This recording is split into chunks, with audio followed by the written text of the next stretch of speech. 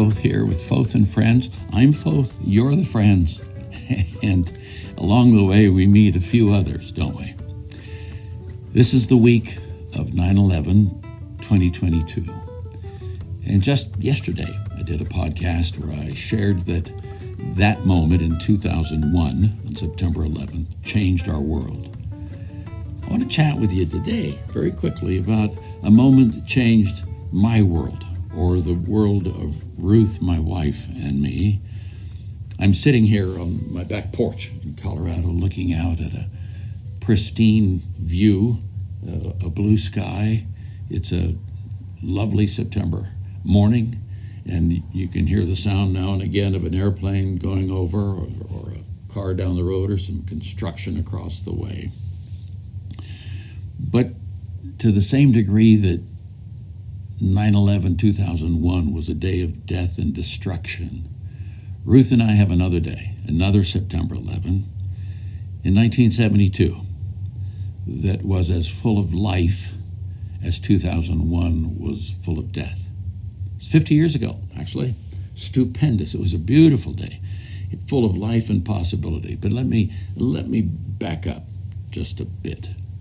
1959, I graduated high school, Fremont High in Oakland, California, class of 400 plus, and 38 of us went off 10 miles to the north to this university called Cal, Berkeley.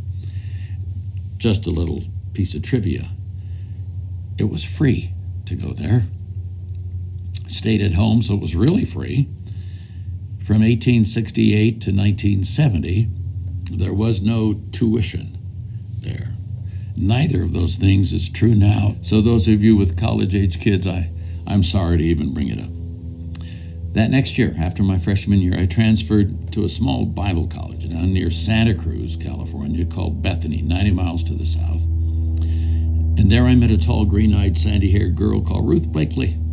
In July of 1963, 6 weeks after I graduated, we married. 3 weeks after that, I loaded up the car that I got in the deal. She had a car. And we drove off to Wheaton Grad School in Illinois, near Chicago, a 2,000-mile trip. I had turned 21 in March of 1963. She, Ruth, would not turn 21 until September. What I didn't know for years, I don't think I knew this, is that Ruth wanted children. I knew that.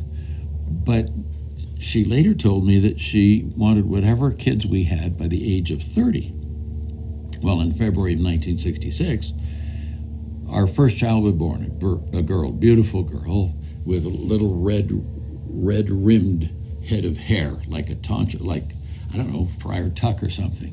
Beautiful little girl. Her name was Erica. She still is beautiful, and she's still wonderful, though she herself is now a grandmother.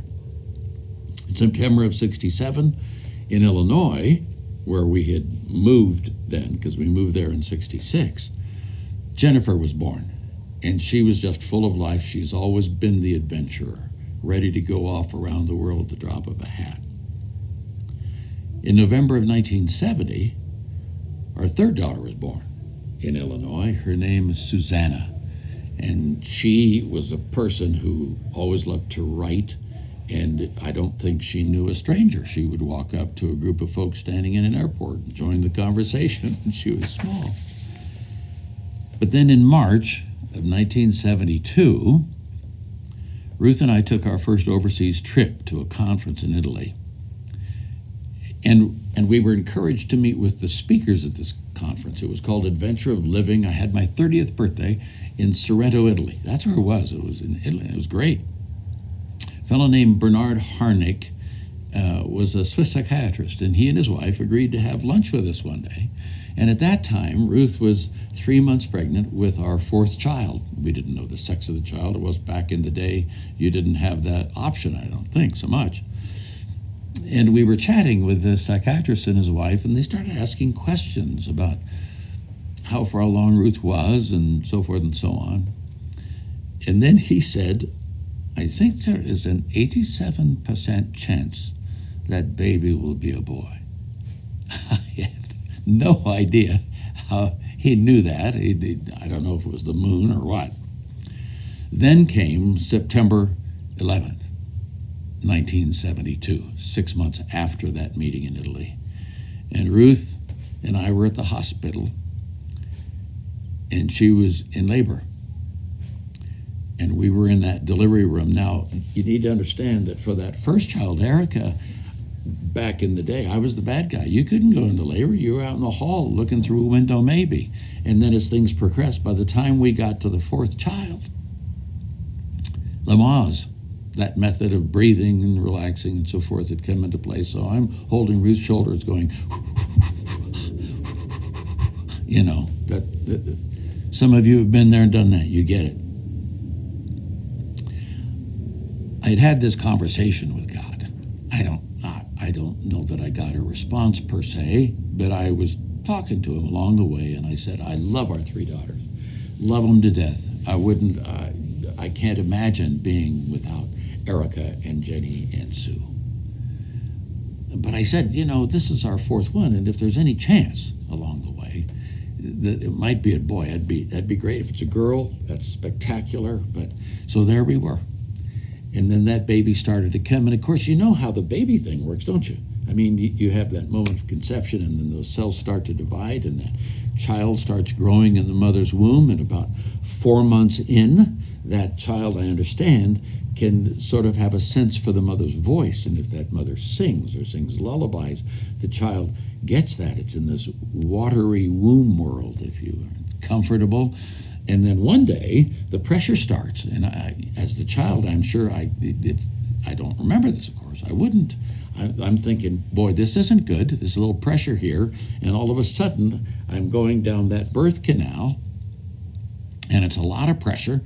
And then almost instantly, I'm out in this whole other world that's bright with light, and there's giants talking, and they're holding me upside down. And if I could talk, I would have said, don't smack me, I'll cry.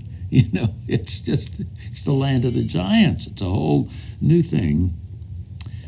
And as that child emerged, the doctor turned the baby over and said, well, let's see what we have here. And he looked at me and grinned and said, you have a boy. I have to tell you, there are some moments in time that just capture you in a way that none other does. And that was one of those moments. And I have to say, I had a speech prepared. Isn't it good to have a man-child in the promised land? Da, da, da. And the only thing that came out of my mouth was, yes! And so here we are, this week, 50 years down the road. That boy we named Christopher Richard, and he has been a huge gift to us over the years. Now he himself is married to the lovely Tracy, and they have 3 great children, and he has lived a productive life and follows Jesus. And I don't think I, as a father, or Ruth as a mother, could ask for anything more than that. What a blessing Chris has been to our home and to our life, and to many around him. I love what it says in Psalm 127, 3 through 5, in the Message, this paraphrase of Scripture by Eugene Peterson. This is how it reads in the Message. Don't you see that children are God's best gift? The fruit of the womb, his generous legacy? Like a warrior's fistful of arrows are the children of a vigorous youth.